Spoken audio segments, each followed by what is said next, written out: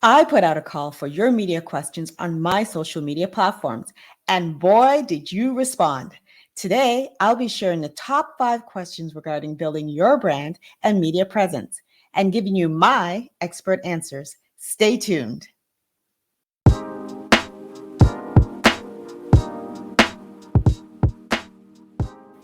So, here's the first question. How do I stay up to date with industry trends and changes in the media landscape? Well, the first thing I would say is read newspapers, remember those, or digital platforms, watch television news, information shows, entertainment shows, watch anything that has to do with current affairs, uh, listen to the radio, talk radio especially, and you'll hear different various opinions on topics and what's happening in the world.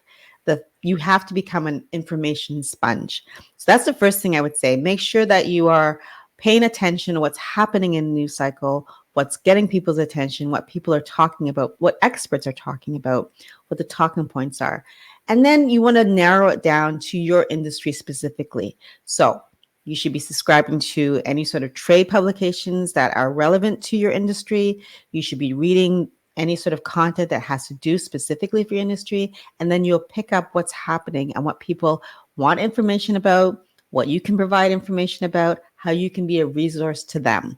So you want to just make sure that you are paying attention to what's happening in the world and what's happening specifically in your industry. And then you'll know what to pitch and what to present to media or to even your clients of what's interesting to them. All right, question number 2. How do I build media contacts and relationships that could benefit my business? Well, this is not a quick process. It's actually a long process.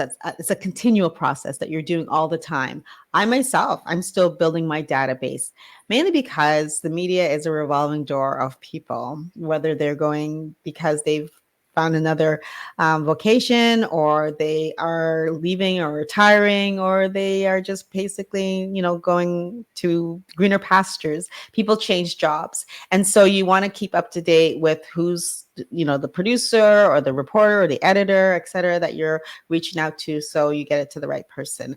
I would say the best way to build a database is to, number one, make sure that you pay attention to bylines. Check the masthead, which is usually on digital or newspaper publications at the beginning or the bottom of the screen. You'll see who's in charge. There's actually sometimes a tab that says masthead, and you'll see who the editor is, deputy editor, managing editor, reporters, their different beats, and start noting those things and put it in a spreadsheet, an Excel spreadsheet, or even into like a Google contact database, and start accumulating those people and their positions and what they do. I like to put little notes saying, what their beat is, if they're specifically in politics or they cover education. Maybe they cover education, but specifically post-secondary education, so that you know their field of expertise and who to reach out to. And that would be the best way to make sure that you start to build that relationship with the media, and you make sure that you reach out to the right person when you're pitching. Another thing is to make sure when you do get coverage or when you're out and you're networking, that you take note of media people, and you let them know who you are, what you do, have a conversation, give them your card or your contact information, so that they know that you're a resource and available if they are looking for someone for a specific area. And then you also, make sure that you get their information so that you can present yourself when the time is right. Alrighty, so question number 3. What strategies do you recommend for crafting effective press releases that get media attention? Well, the first strategy I would say is head to my website, because I post all of my media releases there. So you can use that as a template and help you to guide you when you're writing your own media release. I like to tell people the best way, or the best media releases I find, are almost, it's that going back to high school and essays, it's that inverted triangle. You want to put the most important things at the top of your media releases: the who, what, where, when, why, and how. Those are the things you want to start with. You want to make sure you have a very catchy headline, so that the reader will want to read on to find out what it is that you're presenting or pitching to them.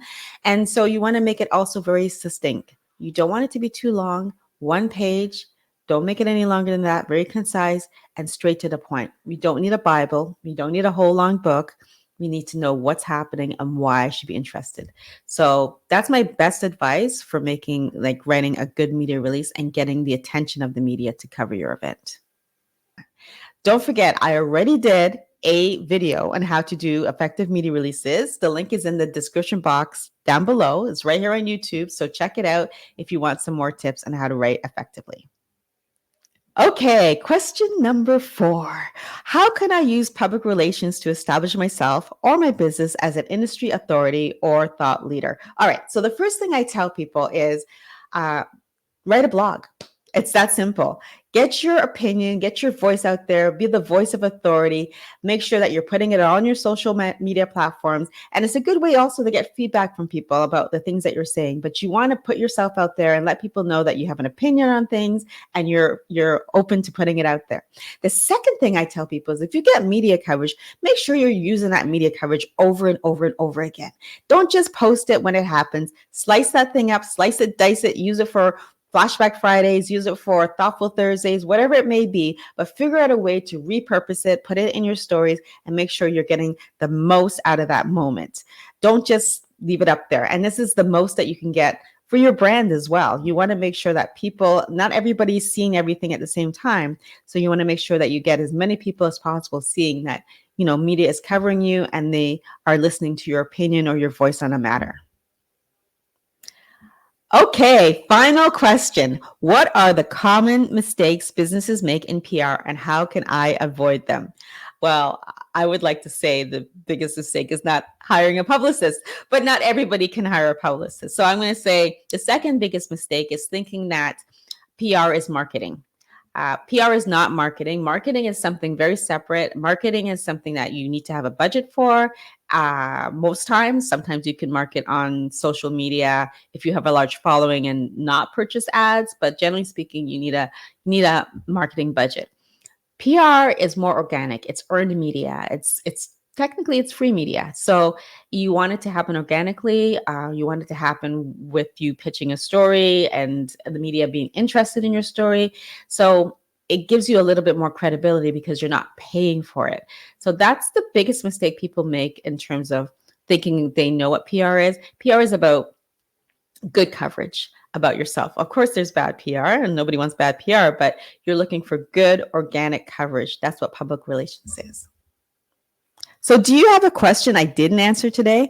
Let me know in the comments below. Sign up for our newsletter to gain access to our videos the day before they come out. And additionally, you can follow us on Instagram at FKB Media for updates on when new videos will be uploaded. In the meantime, be well, work with purpose, and I'll see you next time.